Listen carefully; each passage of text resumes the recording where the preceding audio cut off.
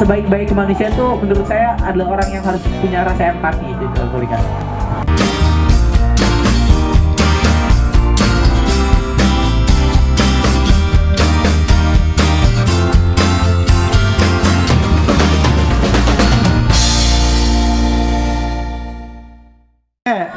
Kak Ade ini beliau dari Lazharpa ya. Nah, sebelumnya beliau juga pernah menempuh pendidikan itu di Semarang. Itu S2 ya di Semarang tuh ya. S1-nya itu di Yogyakarta. Wih, mantep banget ya. Tapi beliau orang Serang kok, asli orang Serang. Bisa dicoba nanti bahasa Jawanya ya. Mungkin sama teman-teman semua di sini. Lanjut. Mungkin langsung saja ya. Kang Ade Trikusuma, silahkan ke depan. Wih, silahkan kameramen dipoto. Selamat datang Kang Ade. Iya, bisa enggak ya ini? Akang ini bisa kenal sama, kalau dilihat di sini di CV-nya Akang sekarang di Lazharpa ya, di bagian humas ya. Alhamdulillah. Nah, kan ini pasti bukan pilihan yang asal ya Kang ya, dari Akang kan ngambil Lazharpa gitu. Pasti Akang udah tahu juga nih Lazharpa sebelumnya. Nah, coba Kang bisa ceritain nggak? Akang ini taunya Lazharpa itu sebelum dan setelah Akang masuk ini seperti apa gitu Lazharpa ini? Ya singkatnya kalau saya sebagai orang awam nih kan saya nggak tahu Lazharpa. Yang saya tahu dulu sebenarnya cuma kayak lembaga amil zakat aja yang misalkan teman-teman yang punya penghasilan gitu kan, jangan lupa nih sebagian hartanya itu kan perlu dizakatkan juga gitu. Nah itu kayak juga dulu beberapa kali zakat di Lazharpa.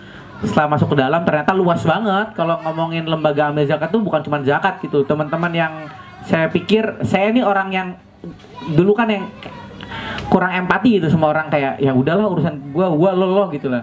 Nah setelah masuk ke Lazharpa tuh saya ternyata banyak ditemuin disebutnya, kalau kita nyebutnya PM, penerima manfaat. Jadi saya pernah juga ketemu orang yang saya kunjungan ke orang sama Sanik ke situ pertama kali saya kunjungan itu ke orang, ke bayi yang dia nggak bisa buka mata karena itu bulu matanya masuk ke dalam.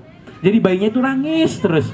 Jadi ternyata Lazharpa itu luas banget gitu loh. Jadi kalau misalkan teman-teman tahu, ada juga pernah saya juga ke bayi yang ada lubang anusnya, maaf nih ya, kayak kalau kurang halus. Itu kan melihatnya kayak waduh, hati itu ngegeter rasanya, kayak kok bisa gitu. Ternyata saya ditemuin di sini tuh biar ternyata salah satunya empati saya biar hidup lagi gitu loh. Saya nangis ternyata setelah saya masuk, ternyata luas banget kalau Lazharpa, nggak ngomongin cuma zakat doang. Jadi kalau teman-teman ngomongin lembaga amil ngomongnya tentang zakat itu ya salah-salah. Mungkin juga ada, cuman di dalamnya juga kan ada juga kayak kemarin yang kita lagi fokus ke, bayangin di Banten yang nggak jauh dari Jakarta ada satu kampung di Pandeglang yang nggak punya sama sekali WC sanitasi. Bayangin.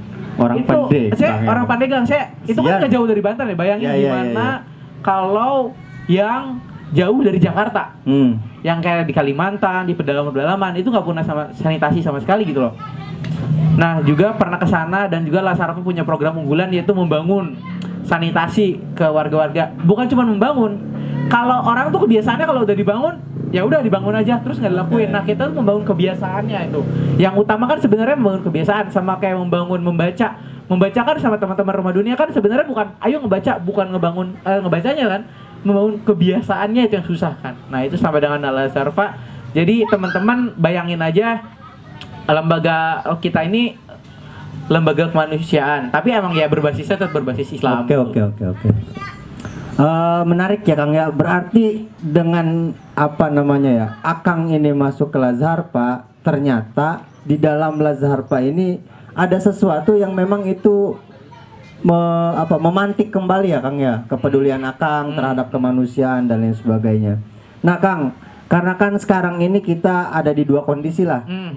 Yang pertama kondisi Ramadan, yang kedua pandemi juga Kang. Mungkin secara perilaku, kalau saya pernah lihat juga kan kalau Lazharpa ini lebih ke kegiatan-kegiatan lapangan gitu ya kan ya Kang ya. Iya. Nah di masa-masa kayak gini Kang, ada tantangan Ramadan ya kan, lapar, haus dan lain sebagainya, terus pandemi juga. Nah ini Lazharpa ini khususnya Akang ya kan sebagai timnya menyikapi permasalahan seperti ini nih, kayak gimana Kang? Sedangkan kebutuhan kemanusiaan ini perlu disalurkan oleh Lazar, Pak. Oh ya, ini pertanyaannya bagus nih. Baru awal udah bagus pertanyaannya. Wah, serem amat. Jadi gini nih, jadi teman-teman kan ini kembali lagi ke bahasan kita. Kenapa sih kita pengen mengangkat Ramadan itu menguatkan? Oke, sip. Sebenarnya kan kalau kita ngomongin menguatkan itu sebenarnya ada ini ya, ada miskomunikasi nih sebelumnya nih. Sebenarnya gitu ya? Sebelumnya kita tuh sebenarnya menguatkan itu saya pikir tuh secara tema gitu teman saya bilang. Kalau secara judul sebenarnya kita gimana sih ngebangun Ramadan ini menjadikan momentum sebagai untuk saling menguatkan. Nah, kan ngomongin kayak tadi gitu ya, di gimana cara penyalurannya ya, kita sebisa mungkin untuk profesional sih Kang, yang jelas. Yang pertama yang jelas untuk profesional, yang kedua teman-teman di sini kan kalau terjun ke Harfa itu otomatis dari awal udah dijelaskan harus tahu risikonya, segala risikonya gitu loh. Ngomongin kayak penyaluran gitu. Nah, kalau penyaluran itu kembali ke penyaluran ya, kembali ke hati-hati masing-masing. Kita kan nggak pernah tahu ya kalau kita kan kerja di lembaga Islam, tapi yang lembaganya ya Islam ya, tapi orangnya kan tetap aja manusia gitu loh, bukan yang selalu harus gitu. Jadi itu kembali ke orangnya masing-masing sih paling Kang. Oke, sip. Kang, tadi kan Akang bilangnya Lazar P ini lembaga Islam. Terus kalau sasarannya ini non Islam gimana tuh Kang? Nah, ini pertanyaan yang menarik juga nih. Banyak juga teman-teman yang sebenarnya lembaga Islam itu cuma label aja ya. Sebenarnya kalau orang mau menolong itu kan nggak mesti ngeliat pandang agama. Nah, itu banyak juga yang kita tolong di luar dari Islam. Kita nggak ngelihat Islam, cuman kita berpegang teguhnya. Saya salah satu peraturan di kita kan ada salahnya, ada juga dari Islamnya gitu loh. Jadi kita memegang labelnya itu hanya labelnya. Tapi kalau untuk membantu kita terbuka untuk siapapun, termasuk untuk teman-teman di sini misalkan ada yang membutuhkan, tapi dengan catatan benar-benar membutuhkan, tidak punya bantuannya kurang gitu. Nah, insya Allah bisa lapor ke Lazar Pak, atau yang sakit-sakit bisa lapor ke Sanik nih, karena Sanik kan yang bertugas di PM yang kayak sakit-sakit. Jadi teman-teman yang sekiranya punya yang sakit-sakit nggak ada bantuan, nanti bisa kita, sekali lagi ya, kita bukan membantu, tapi kita mengusahakan. Kita tidak menjanjikan sebuah sebuah bantuan secara langsung gitu ya. Ya, karena kita juga kan mencari donatur lagi, mempublikasikannya lagi gitu loh. Kalau buat di Banten ini Kang, sebenarnya Lazar P ini udah lama apa nggak sih? Kalau secara berdiri sudah 16 tahun. Oh, udah 16 tahun. 16 tahun secara berdiri. Nasional ya? Secara provinsi. Kita skalanya provinsi, doain aja mau nasional sih. Oke, siap. Oh, Lazar P ini baru ada di Banten gitu? Kalau sekarang skala perizinannya itu baru menyentuh. Ini udah skala nasional. Oh, belum. Tapi perizinannya baru ada di provinsi. Oh iya, gitu, kalau sekarang secara tertulis peraturan resminya kita baru berskala SK lah gitu ya. SK-nya baru skala provinsi. Padahal bagus ya Kang ya programnya ini ya kan. Insya Allah. Aduh, ini teman-teman lah mohon bantu lah. Ada kan Instagramnya Kang ya, Instagram, Twitter kayak gitu ya kan? Ada Instagram di Lazar Pak, itu banyak programnya. Jadi teman-teman yang mau teman-teman kan sekarang kan momentumnya ini lagi susah nih. Iya. Gimana caranya kita untuk ngebangun empati kita gitu loh. Empati kita kan bukan berarti bukan di momentum Ramadan aja sebenarnya. Ada bersih-bersih masjid. Nah, yang paling kita ini nih sekarang nih lagi juga ada namanya program untuk kado ceria Lebaran. Jadi untuk kado ceria Lebaran. Jadi kado ceria Lebaran ini kita mengkhususkan karena kita mengkhususkan kepada teman-teman yang keluarga yang terkena dampak COVID salah satunya. Terus kalau mau misalkan teman-teman kan kalau sekarang kan kayak mager ya. Mager banget buat untuk keluar ketemu langsung. Sebenarnya udah era digital kayaknya enggak ini sih, enggak perlu lagi ribet. Kita juga punya platform lah, harapan2alfa.org atau bisa ke Shopee. Baru tahu kan Shopee bisa bayar zakat? Bisa ya? Nah, bisa. Waduh. Nah, jadi teman-teman nih kalau mau bayar zakat yang udah punya rezeki lebih nih. Dari check out tuh nggak perlu lagi check out barang-barang yang perintilan gitu. Kita di Shopee, Tokopedia gitu punya. Bayangin loh, di zaman sekarang kita bisa shopping tapi di Shopee gitu, bisa zakat bisa di Shopee, di Tokopedia gitu loh. Itu kan gimana ya Kang ya? Iya, jadi itu nanti teman-teman menyesuaikan aja, misalkan penghasilannya 10 juta. Nanti teman-teman menyesuaikan aja ke zakatnya berapa. Insya Allah kan teman-teman di sini kan ya rezekinya berlebih lah. Amin, amin, amin. Jadi semoga ini jadi momentum kita untuk menguatkan, karena kalau saya sendiri ngerasain dampaknya besar banget tuh ketika pandemi gini, apalagi turun ke lapangan gitu ya. Iya, iya. Jadi kalau nggak ada teman-teman donatur, nggak ada teman-teman dari Rumah Dunia ini, mungkin yang membutuhkan tuh apa ya, bisa dikatakan kurang lah, kesulitan juga gitu kan. Oke, siap. Tapi Kang, Kang kan di provinsi ya Kang ya, di Lazarpa provinsi. Nah, dari beberapa kota yang ada di provinsi Banten nih Kang, yang Lazarpa sekarang ini lagi tanganin Kang, ada kan pasti targetan per tahun ataupun targetan per kota gitu ya kan ya Kang? Iya, ini sekarang lagi fokusnya di daerah mana Kang? Kota mana gitu tuh? Kalau ngomong fokus sih kita nggak bisa ngomong gitu ya, ya karena harus ya. Adil secara penyebaran kan, kita juga harus ngelihat luas ya. Nah, kita insya Allah di setiap provinsi itu kita 15% lah Kang pembagiannya, karena kan di Banten ini ada beberapa kabupaten dan kota gitu ya. Iya, Nah, jadi di tempat-tempat itu kita bagi proporsinya sekitar 20-15%. Jadi biar semuanya kena gitu dampaknya insya Allah. Oke. Kalau sekarang nih Kang, di kabupaten kota itu ada kan Lazarpa? Ada ya? Ada di kantor-kantor cabang. Kantor-kantor cabang maksudnya ya? Kantor-kantor cabang. Oke. Untuk sekarang nih Kang, relawan di Lazarpa ini udah ada berapa orang? Aduh, karena kan udah beberapa tahun nih berdiri ya kan? Kalau ngomongin relawan ada berapa jumlahnya saya nggak tahu ya. Banyak jumlah ya? pastinya nggak tahu ya. Cuman kan itu kan kebagi-bagi ya. Ada yang relawan khusus bencana. Jadi teman-teman nih, misalkan dari Rumah Dunia, jangan sampai kalau ada bencana, jangan sampai ini. Kalau kayak kemarin yang ada tsunami kemarin itu, nah teman-teman juga bisa ikut tuh jadi relawan gitu loh. Misalnya kan selain ikut nyumbang harta, kita juga kan bisa nyumbang badan, tenaga gitu loh.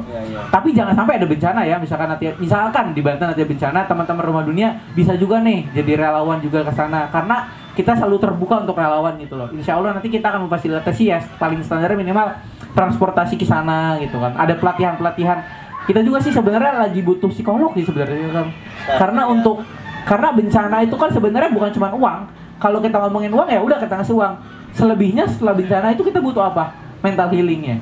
Gimana proses untuk bangun dari keterpurukan bencana kayak kemarin nelayan, trauma healing. Nah, kita nih sekarang misalkan teman-teman di sini ada yang punya teman psikolog gitu. Kita membutuhkan sekali psikolog. Gimana kita membangun juga teman-teman untuk bisa bangun dari mental breakdown-nya gitu. Jadi gini, dari setiap yang kita donasikan itu kan kita punya hak 2,5%-nya untuk amil. Nah, jadi misalkan kita dapat 500 juta. Kita 500 juta tuh nggak semuanya dikasihkan ke ininya. Itu ada sebagian berapa persennya kita ambil ke amil. Untuk apa? Untuk biaya operasional. Karena kan jangkauannya jauh banget gitu. Jadi insya Allah teman-teman yang ikut jadi relawan nanti untuk misalkan transportasi dan minimal makan itu sudah terjamin insya Allah. Karena juga bantuan dari kita tuh banyak gitu loh, nggak cuma dari satu lembaga. Jadi kalau misalkan kita udah datang ke satu bencana itu di satu tempat itu biasanya udah banyak lembaga-lembaga lain, dan juga kita udah pasti terjamin makan. Dan insya Allah kalau untuk transportasi itu udah ada. Kita juga kan ada mobil sendiri. Kita juga ada mobil khusus untuk ke tempat bencana. Jadi teman-teman nggak usah takut sih sebenarnya kalau misalkan nanti pengen jadi relawan untuk datang ke kebencanaan gitu loh. Karena itu udah ada haknya masing-masing. Jadi dari lembaga sendiri ya tidak besar dikatakan, karena kan kita pekerja sosial ya. Kalau bahasa Inggrisnya mungkin di NGO. NGO itu kan bukan lembaga non profit gitu loh. Jadi untuk itu ada insya Allah, tapi tidak yang harap saya pengen nganggur, pengen dapat uang di Lazarpa aja, jangan. Karena tempatnya bukan tempat nyari uang gitu loh. Saya kalau sebagai relawan ya kita harus bisa memposisikan, karena kan kita udah tahu sebab akibatnya gitu. Ketika kita terjebur di dalam satu lembaga sosial ya kita udah tahu juga loh nanti kita akan dapat apa gitu. Paling gitu aja sih Kak. Mungkin Akang bisa jelaskan nih atau kenalkan kembali kepada kawan-kawan semua di sini teman-teman, biar teman-teman bisa mengingat, biar teman-teman juga bisa ikut mensosialisasikan program-program Lazarpa ini untuk di Ramadan tahun ini. Ya singkatnya saya sih ada berapa sih Kang? Saya singkatnya pengen ini aja, pengen teman-teman tuh sadar ketika kita hidup nih, harta kita ya, singkatnya harta kita itu tuh sepenuhnya cuma buat kita gitu loh Kang. Jadi teman-teman ya di masa pandemi ini pengennya kita saling menguatkan dari segala hal lah. Kita saling apapun itulah. Kalau punya rezeki, yuk rezeki. Kalau punya tenaga, yuk tenaga. Dalam arti bisa juga kan teman-teman nggak bisa juga tidak selalu datang harus di Lazarva, bisa juga di Rumah Dunia. Misalkan Rumah Dunia punya acara kayak gini, nah teman-teman juga kan bisa menjadi menguatkan lewat kayak gini gitu. Jadi luas banget menguatkan itu. Saya pengen di sini teman-teman tuh menguatkan tuh nggak berkesimpulan cuma di Lazarva tuh buat tempat menguatkan, enggak. Tempat menguatkan tuh di mana-mana sesuai keyakinan teman-teman aja, yang benar yang mana dilakuin gitu loh kan. Oke, siap. Itu enggak sekalian sama closing statement gak sih? Oh iya, paling closing statementnya mau mengingatkan aja teman-teman yang punya zakat nih, karena anak muda kadang kita sering kelupaan. Tapi untuk yang nganggur juga bukan berarti nggak boleh. Atau teman-teman yang masih juga kamu nggak boleh. Itu terbuka lebar. Cuman untuk yang punya penghasilan jangan lupa memberikan zakatnya gitu loh ya. Karena kan ini mau masuk bulan Ramadan. Terus teman-teman harapannya selalu terbuka untuk menjalankan empatinya, karena sebaik-baik manusia itu menurut saya adalah orang yang harus punya rasa empati sih. Oke, siap. Terima kasih untuk Kang Ade.